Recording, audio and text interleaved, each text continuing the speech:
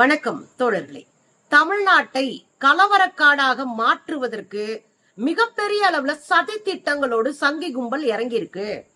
நீதிமன்றத்துல இருக்கிற சங்கிகள் அதற்கு பக்காவா ஸ்கெட்ச் போட்டு கொடுக்கறாங்க.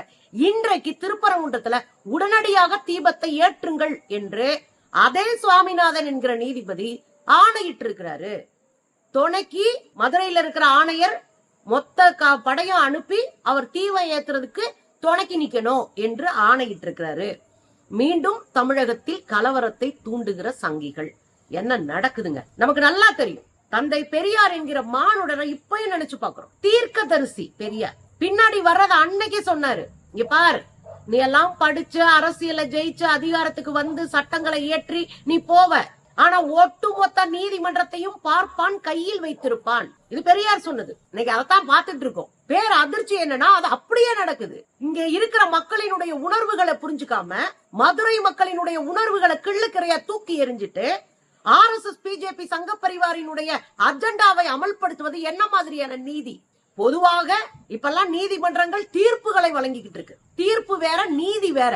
நீதி என்பது உண்மையின் பக்கத்தில், அறத்தின் பக்கத்தில் நிற்பது நீதி. தீர்ப்பு என்பது பிடிச்ச எல்லாத்தையும் அழிச்சு அப்படியே அள்ளி போடுறது பேரு தீர்ப்பு. உதாரணம் ஒண்ணு சொல்லவா? ராமர் கோயில்ல ஒரு தீர்ப்பு வாசிச்சாங்க. 5 பேரும் வாயில பிளாஸ்டர் ஒட்டிக்கிட்டு வாசிச்சாங்க. அந்த ராமர் கோயில் தீர்ப்புல என்ன சொல்லப்பட்டது? யார் என்ன தீர்ப்பு எழுதுனாங்கன்னு தனித்தனியா தீர்ப்பே எழுதல. மேலிடம் கொடுத்த தீர்ப்பை வாசிச்சாங்க. அதுல கூட்டு மனசாட்சிக்கு நாங்கள் தீர்ப்பு கொடுக்கிறோம். எனக்கு பெரிய ஆச்சரியம், எந்த காலகட்டத்திலும் நீதிமன்றங்கள் தனி மனிதர்களுடைய மனசாட்சிக்காக ஒரு வேலையை செய்ய மாட்டாங்க. ஆதாரங்கள் அடிப்படையில, வரலாற்று ஆவணங்கள் அடிப்படையில தீர்ப்பு சொல்லியிருந்தா இந்த நீதிமன்றத்தை நம்ம கொண்டாடலாம். ஆனா என்ன நடந்துட்டு இருக்கு? அதே ராமர் கோயில் தீர்ப்பு எப்படி கூட்டு மனசாட்சி கொடுக்கப்பட்டதோ அதே போல தமிழ்நாட்டினுடைய மக்களினுடைய கூட்டு மனசாட்சியை குப்பையில தூக்கி எறிஞ்சிட்டு இங்கே RSS பாஜக சங்க பரிவார் கும்பலினுடைய அரசியலுக்கு தூபம் போட்டுட்டு இருக்கு நீதிமன்றம். இதை எப்படி நம்ம வேடிக்கை பார்க்க முடியும்? இன்னைக்கு என்ன நடந்தது? அவமதிப்பு வழக்கு தொடுத்திருக்கிறாங்க. தொடுத்திருப்போம். ஏன்னா அவமதிப்பு வழக்கு தொடுத்தீங்கன்னா அவங்க யாரெல்லாம் அவமதிச்சாங்களோ அவங்களுக்கெல்லாம் மெமோ கொடுப்பாங்க. அவங்க அதுக்கு உரிய பதில் சொல்லணும். அதுக்கப்புறம் அது விவாதம் நடந்து அதுக்கப்புறம் தீர்ப்பு சொல்லுவாங்க. இதானங்க நடைமுறை. இதான அரசியல் சாசனம் சட்டம் கொடுத்திருக்கிற உரிமை. ஆனா இங்க என்ன நடக்குது? இடையீட்டு மனு ஒண்ணு இருக்கு. அனைத்து சாதியினரும் அர்ச்சகராகலாம் சங்கத்தினர் ஒரு இடையீட்டு மனு கொடுத்திருக்காங்க. அந்த இடையீட்டு மனுவெல்லாம் அவங்க விவாதிக்க மாட்டாங்களா, விசாரிக்க மாட்டாங்களாம். ஸ்ட்ரெயிட்டா போய் நீதிமன்ற அவமதிப்பு வழக்கதான் விசாரிப்பாங்களா? இது எந்த நீதிமன்றம் சொன்னது? எந்த அரசியல் சாசன சட்டம் சொல்லுது? ஒரு அவமதிப்பு வழக்கு விசாரிக்கிறது குறைஞ்சபட்சம் 3 மாசம் ஆகும்னா இன்னைக்கு தீர்ப்பு சொல்லிருக்காங்கன்னா பாருங்க. அரசியல் நாங்க சொல்றதா சட்டம், மனு நீதிதான் எங்க சட்டம் அப்படின்றத வெளிப்படையா சொல்ல ஆரம்பிச்சிருக்காங்க. இது மிகப்பெரிய ஆபத்து இந்திய சூழலுக்கும் தமிழ் சூழலுக்கும். இன்னைக்கு கோர்ட்ல விவாதிக்கிறாங்க. 2 நீதிபதிகள் கிட்ட இந்த விவாதம் போகுது. அந்த 2 நீதிபதிகளும் இந்த விவாதத்துக்குள்ளே வரல. என்ன விவாதம் வைக்கப்படுகிறது? அங்க கலவரம் பண்ணாங்க. வெளியில இருந்து ஆளுகளை இறக்கிதான் கலவரமே பண்றான். உள்ளூர்காரன் நம்ம போகவே இல்லையே, நாங்க அங்கதானே இருக்கோம். வெளியூர்காரனை கூட்டு வந்து கலவரம் பண்றான். கலவரம் பண்ண பிறகு அங்க இருக்கிற கலெக்டர் 144 தடை உத்தரவை போடுறாரு. கலகம் பிறந்த பிறகு அதை தடுத்து அங்க இருக்கிற மக்களை காப்பாத்துறதுக்காக ஒரு பெரிய போலீஸ் போர்ஸ் இறக்கப்படுது. தமிழ்நாட்டுல இருக்கிற ஸ்டாலின் அவர்களுடைய ஆட்சிக்கு இந்து மதத்தை அழிப்பது நோக்கம் கிடையாது, இந்தியாவை பாதுகாப்பது நோக்கம். அது புரிஞ்சுக்கணும் முதல்ல. அது மட்டும் இல்லங்க, இன்னொரு கேள்வி முன்வைக்கப்படுது. ஒரு நீதிமன்றத்துக்கு யார் இந்த அதிகாரம் கொடுத்தது? துணை ராணுவ படையில இருக்கிறவங்க எல்லாம் நீங்க அனுப்பி போங்க, கூட போங்க அப்படின்னு அனுப்புறதுக்கு யார் அதிகாரம் கொடுத்தது? இது கேள்வியா வச்சா அது தப்பே கிடையாது. பாதுகாப்புக்கு தானே போனாங்க. அவங்க யார் பாதுகாப்புக்கு இருந்தாங்க? ஒரு சின்னதா ஒரு இது சொல்றேங்க.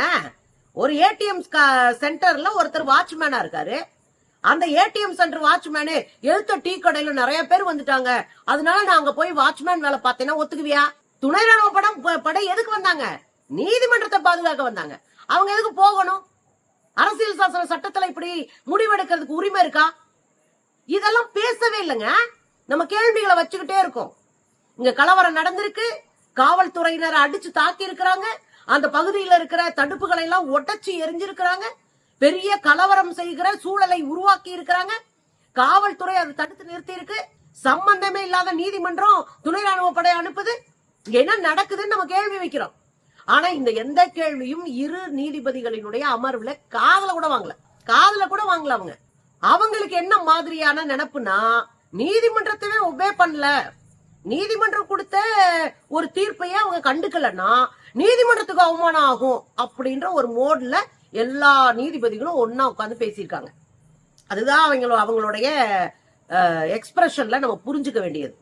நீதிமன்றம் இங்க இருக்கிற மக்களுக்கு தானே, நீதிமன்றமே மக்களுக்காக அரசு உருவாக்குனது தானே, அரசியல் சாசன சட்டம் கொடுத்த உரிமை தானே. மக்களுடைய மனநிலை, மக்களுடைய அரசியல், மக்களுடைய வாழ்க்கை சூழல், மக்களுடைய நியாயமான கோரிக்கை, இதை எதையுமே கன்சிடர் பண்ணாம நாங்க இஷ்டமா இருப்போம்னா அதுக்கு எதுக்கு நீதிமன்றம்? அதுதான் இன்னைக்கு காலைல நடந்திருக்கு. இதெல்லாம் செஞ்சு முடிச்சது கூட பரவாயில்லைங்க. அரசு கொண்டு வந்த மேல்முறையீட்டு மனுவை தூக்கி எறிஞ்சிட்டாங்க, இடையீட்டு மனுவையும் கண்டுக்கல. இதெல்லாம் தூக்கி ஓர வச்சுட்டு இதெல்லாம் நான் விசாரிக்க மாட்டேன், இதெல்லாம் இருக்கட்டும் அப்படின்னு தள்ளுபடி பண்ணிட்டு இந்த வழக்கை யார் விசாரிக்கணும் அப்படின்னு உறுதி கொடுக்கறாங்க. யாரு? இதே வழக்கு நீதிபதி சாமிநாதன் அவர்கள் விசாரிக்கணுமா?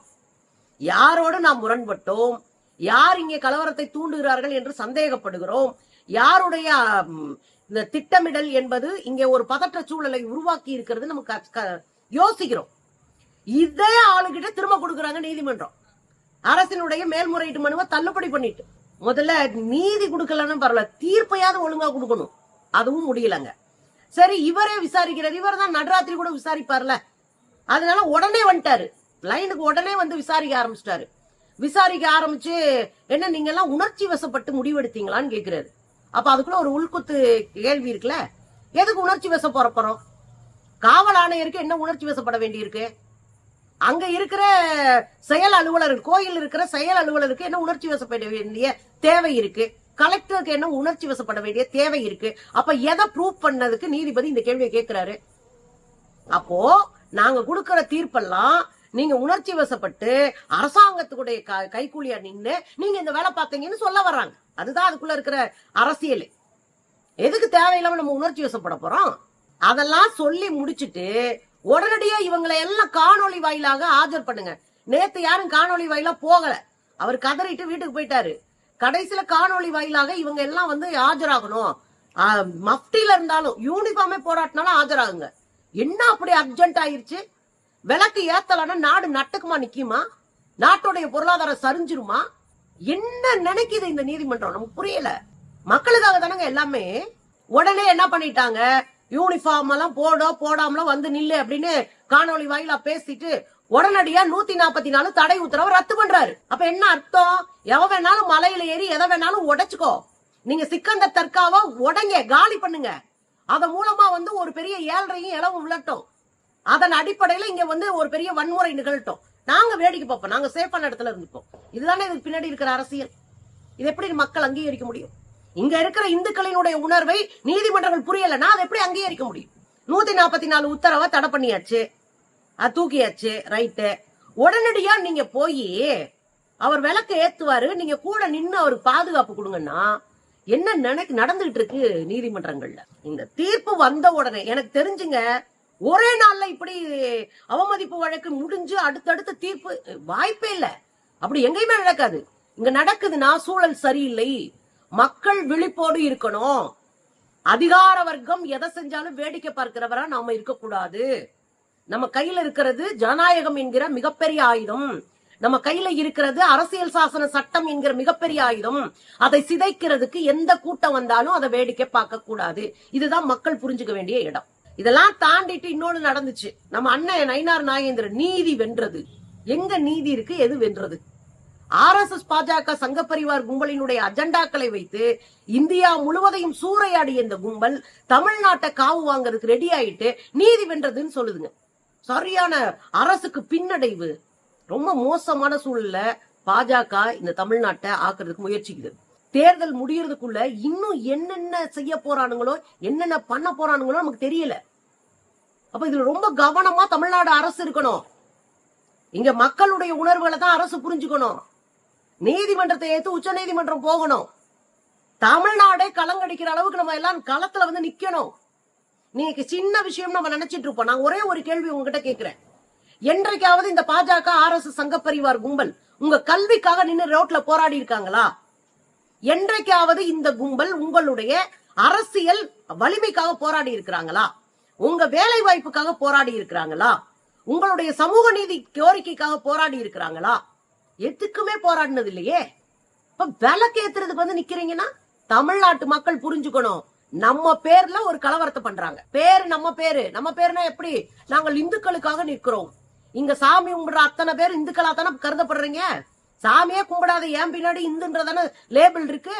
அப்ப நம்ம பேர்ல, இந்துக்களுடைய பேர்ல ஒரு கலவரத்தை திட்டமிட்டு அதற்கு நீதிமன்றத்தை துணை வச்சுக்கிட்டு ஒரு கூட்டம் செயல்படுதுன்னா நம்ம பேர்ல ஒரு அநியாயம் நடக்கிறத வேடிக்கை பார்க்கலாமா? மக்கள் தான் யோசிக்கணும். நம்ம பேர்ல ஒரு அநியாயம் நடக்கும்போது வேடிக்கை பார்க்க கூடாது. அப்ப யாரா இருந்தாலும் எதிர்த்து கேட்க களத்துக்கு வரணும். மக்களுடைய எழுச்சி தான் நேர்மையான நீதியான சூழலை தமிழகத்துக்கு உருவாக்கும். அதை நோக்கி நம்ம பயணப்படணும் தோழர்களே.